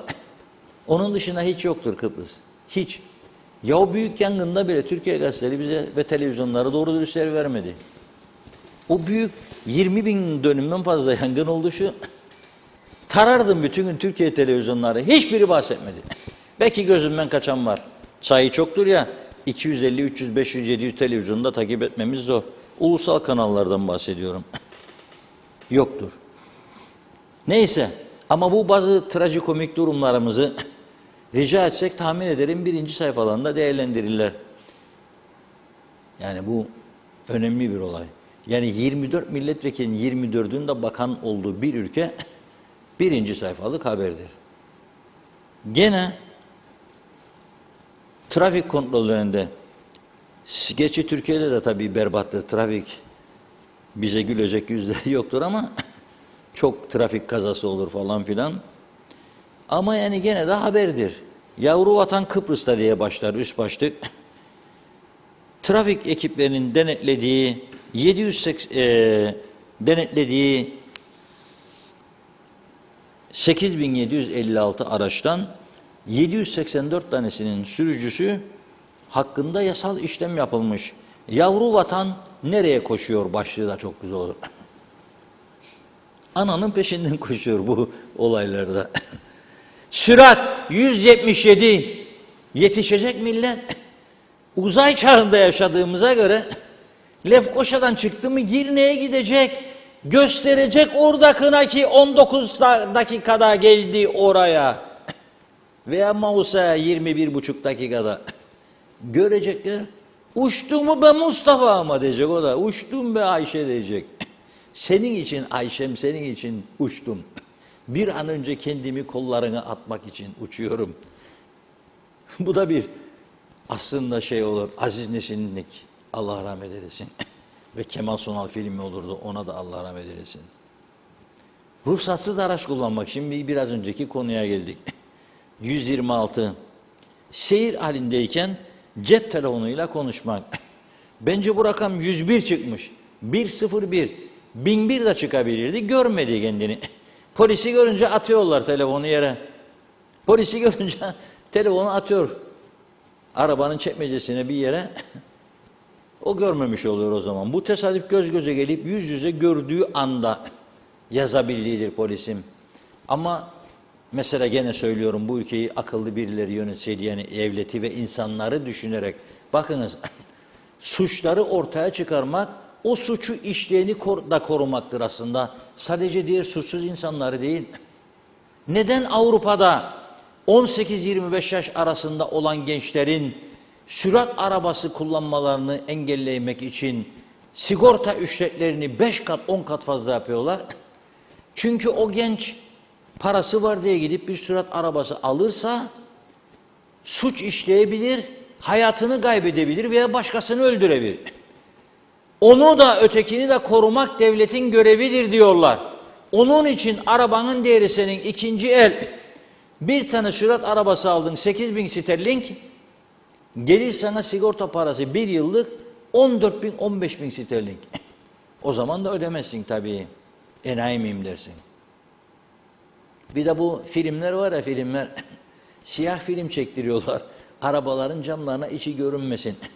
Diskotek mi kardeşim arabanın içi de önüne yanına camlara çekiyorsun siyahı. Bir mastikan var herhalde de çekiyorsun. Yani modadır değil, istediğini yapacaksın. Bir de çok dikkatimi çekiyor.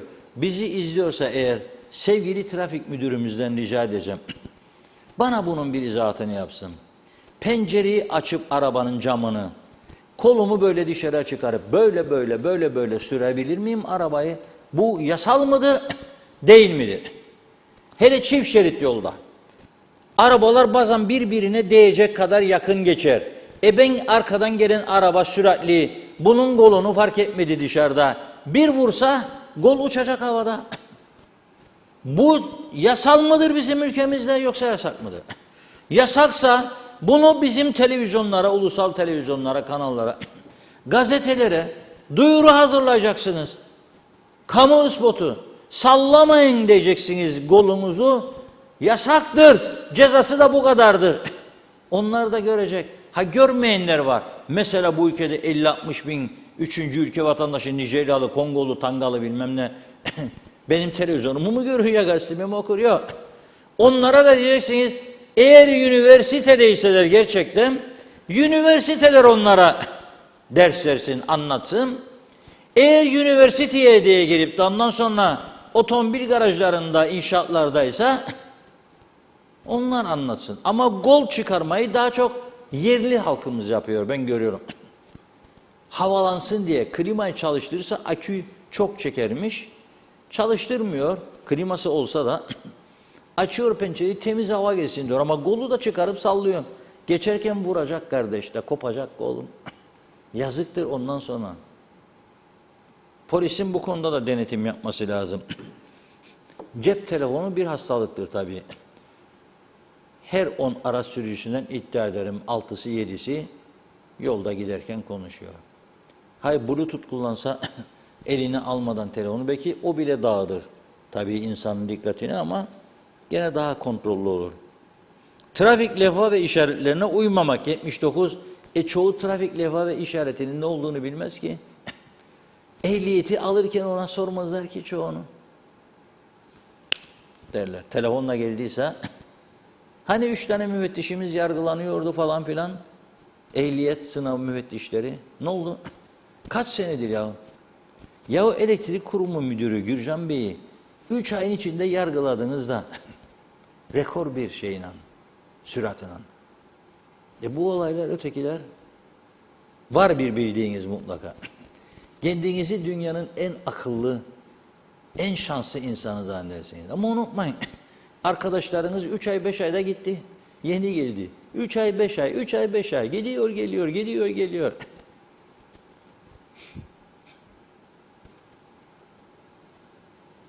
Emniyet kemersiz araç kullanmak 38, sigortasız araç kullanmak 40, dikkatsiz sürüş 21, alkollü araç 14. Bu da bence azdır. Gece yapılan denetimlerde her 10 aracın en az 5'i 6'sı over limittir. Limit üstü. Ben iddia ederim tabii, bir denesinler. Evet. And I Love Her, Beatles'dan da dinleyin bunu. Biz Beatles'ı çalmadık çünkü telif meselesi var. Telifsiz olan enstrümantalını yayınladık sizler için. Son mesajlar Funda Hanım. Hemen. Sonra da uyukladığınızı görüyorum. Olur mu öyle? Daha çok iş var. Evet. Lokman Kara, Türkiye artık proje görecek, başlanacak. Öyle para veriyor. Yoksa para yok. Mehmet Uçaner, sizce ne yapılmalı Reşat abi demiş. Metin Erdemer, Girne Tapu Dairesi'nde sadece bir memur sizin koçanınızı basabiliyor. Erhan Arıklı, maalesef Türkiye'deki firmayla problem yaşadığımız doğru. Nasıl bir ihale yapılmışsa yazılımı yapan firma maliyeye veya araç kayda yazılımın şifrelerini vermemişler veya biz almamışız. Şimdi adamlar arızalara bile gidermiyor. Yeni bir yazılım için ihale yapmaya vakit yok. Salih Gündoğuş, ben yıllardır internet öderim, seyri seferi de muayeneyi de. En az 5 yıldır hiç sorun olmadı. Ödemeyi yaptım diyen vatandaş yanlış ödemiş olabilir diyor. Ama en büyük sorun demiş, en büyük sorun gıda satıcıları. Alış ve satış fiyatlarını yazsınlar Reşat Bey. Lütfen irdeleyin, denetleyen yok. Aslında isteseler kolayca denetleyebilirler. Lütfen bunu konu edin, yaşayamıyoruz diyor. Metin Erdemel, teleferik ve denizden ulaşım yakında dedi. Evet, Fazilet Bıldırcın, tabi öyle rakam olamaz, okuyayım. Cumhurbaşkanlığı Külliyesi için diyor tam 20 milyar lira, yani 1 milyar sterline inşa edilecekmiş. Bilgi doğru mu diyor. Fiyat çok çok çok. Metin Erdemel, polis isterse gönüllü emekli olan arkadaşlardan yardım alsa olmaz mı? Ben de dahil parasız gönüllüyüm. Doğan Falyalı, ben çok anlayamadım ama okuyayım. Doğan Fark, kıskanma belası ne dese vatandaş haklıdır atasözü. El elden üstündür dendi. Geniş düşünülse görüş belirtenlerin görüşüne de dikkat edilirdi. Hiç ilgilenmez bile, göğsüne vura vura ben bilirim, ben yaptım, tamamdır diyor. Onun için başarı meydanda. Sizce doğru mu? Başarı nerede? Bilen bize de bildirsin demiş. Evet, bakıyorum. Zannediyorum tamamladık. Mümine Özata, Reşat Bey her şeyi doğru söylüyorsunuz dedi. Evet, zannediyorum tamamladım. Emojileri de attı. Evet, geçtik. Tamamdır. Çok teşekkür ediyoruz ilginize, güzel mesajlarınıza. Reşat Bey, sizin son olarak eklemek istediğiniz. O kadar çok şey var ki saat 21'e kadar götürelim istersen Gülce. Diyor ki bir izleyicimiz, son bunu okuyayım da ilginç, bu yazılımlarla ilgili. Nasıl bir ihale yapılmışsa, ondan önceki laf okumayacağım, yayına sakına girebilir. Nasıl ihale yapılmışsa diyor zamanında, şifreleri almadık diyor. Şifre diyor adamlarda vergi dairesi, araç kayıt, KÜPTEK, bütün yazılımlar böyle. Adamlar bakım parası adı altında milyonlarca doları cebe atırıyorlar. Parayı ödemezsen arızayı gidermiyorlar. Ben onun için demez miyim? This is TRNC, forever, onun için söylerim. Ben de isterim. Bir başka izleyicimizin yazına söyleyeyim. Uzun yıllar diyor Türk Mukavemet Teşkilatı'nda görev yapan bir büyüğümüzü diyor aldım ayağına paya götürdüm diyor. Şimdi yazdı sıcak sıcak aklı. Gördükleri karşısında çok üzüldü diyor, hayret etti. Luna parklar gece ışıl ışıl, restoranlar full, barlar full, yollar pırıl pırıl, aydınlatma mükemmel. Vay yahu demiş, biz 48 yılda hiçbir şey yapmadık, bak bunlar ne yaptı. Çalışan kazanır. Hayatını hırsızlığa, yolsuzluğa, rüşvete, çalmaya, iş yapmadan kazanmaya bağlayanlar elbet bir gün kaybeder. Er veya geç. Budur gerçek durum. Ama bakıyorum bazen vatan kurtaran şaban oluyor herkes. Yabancılara diyor 4 tane ev satarsanız bizim halkımız ne yapacak? İngiltere'ye gittiğinizde de para kazanırsınız. 70 tane alırsınız da İngiliz size dur demez. Korkmaz İngiltere'deki evleri alıyor Kıbrıslılar ya Amerikalılar ya Araplar. Hepsi bizimdir, korkmayın. Toprak bizim ise ama o da bizim değil. 5,5 kuzeydeki toprak bizim. Kurdular bize bir komisyoncuk. Avrupa dedi bize alın be para 1/3 fiyatına da malınız olsun. Ey Türk Kiproslar, ey Türkler, Kıbrıslı Türkler. Onu da istemedik. Onu da istemedik. İstemezsen öyledir. Sür eşeği neydi dediydi Nasrettin Hoca. Nereye gidersek oraya gideceğiz. Üzülmek, ağlamak çok geç artık diye düşünüyorum. Evet, yarın inşallah maşallah yeniden birlikte olacağız. Şimdilik hoşça kalın. Çok teşekkür ediyoruz size değerli yorumlarınız için ve programımızı bugünlük burada noktalıyoruz. Yeniden görüşünceye dek hoşça kalın.